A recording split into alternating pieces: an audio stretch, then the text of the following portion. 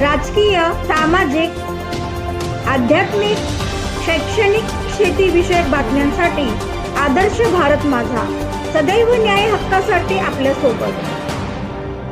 भारतात 3 ठिकाणी स्टार्टअप केंद्रित शाखांची केंद्रे लॉन्च केली असून सदर केंद्रे बंगळुरू, मुंबई, नवी दिल्ली येथे वसवली आहेत, असे बेलापूर, नवी मुंबई येथे पत्रकार परिषद घेत बँक ऑफ इंडियाने जाहीर केले.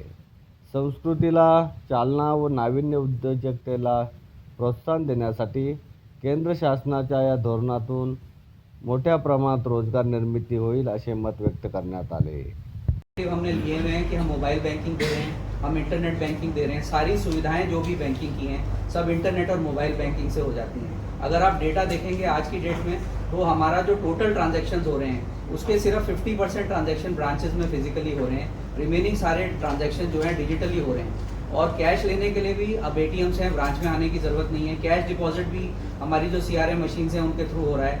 सारी एक्टिविटी, सारे ट्रांसफ़र, एवरीथिंग, सारी जो भी एक्टिविटी है, इवन FD आप डिजिटल मोड से बना सकते हैं. कोई भी काम है आप डिजिटल मोड से कर सकते हैं.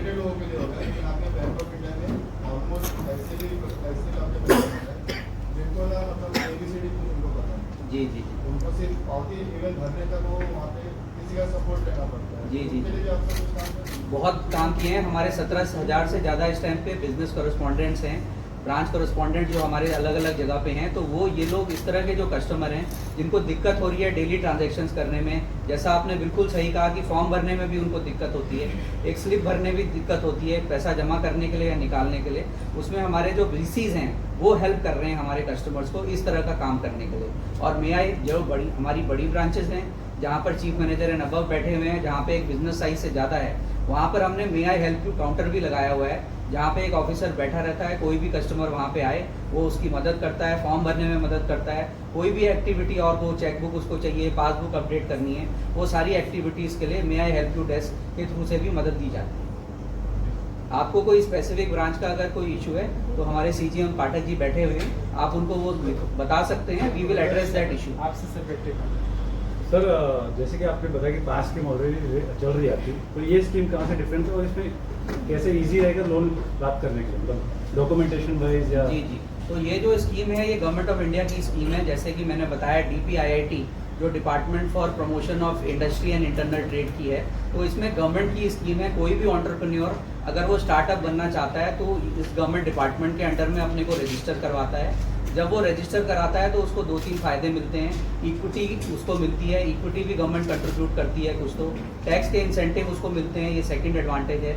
और थर्ड एडवांटेज इसमें ये है सबसे बड़ा कि बैंक के द्वारा जब लोन उस लेता है तो उसको सिक्योरिटी नॉर्मली नहीं देनी पड़ेगी, क्योंकि जैसा मैंने आपको बताया कि 3 करोड़ तक का जो एडवांस है उसमें अराउंड 80% तक का कवरेज मिलेगा. 3 से 5 करोड़ तक का एडवांस है उसमें सेपरेट कवरेज है. 5 से 10 करोड़ तक का एडवांस है तो उसमें 65% का कवरेज मिलेगा. और ये कितना फास्ट प्रोसेस है? फास्ट, एकदम फास्ट प्रोसेस है. ब्रांच में जैसे ही एप्लीकेशन आएगी तो हम in principle approval within 7 days देते हैं और कागज़ सबमिट होने के विदिन 7 डेज हम लोग सैंक्शन कन्वे करते हैं.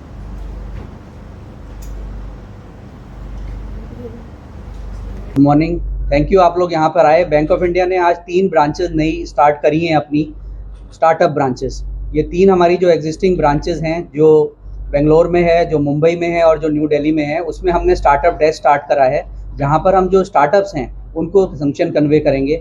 आज हमारे अराउंड 7 हमने in principle letters, sanction letters convey करे हैं 7 नए बोरवर्स को जो स्टार्टअप बोरवर्स हैं, और वो सारे MSME के अंडर में आते हैं इन 3 सेंटर्स में. 3 सेंटर्स के साथ हमने ये ब्रांचें ओपन करी हैं.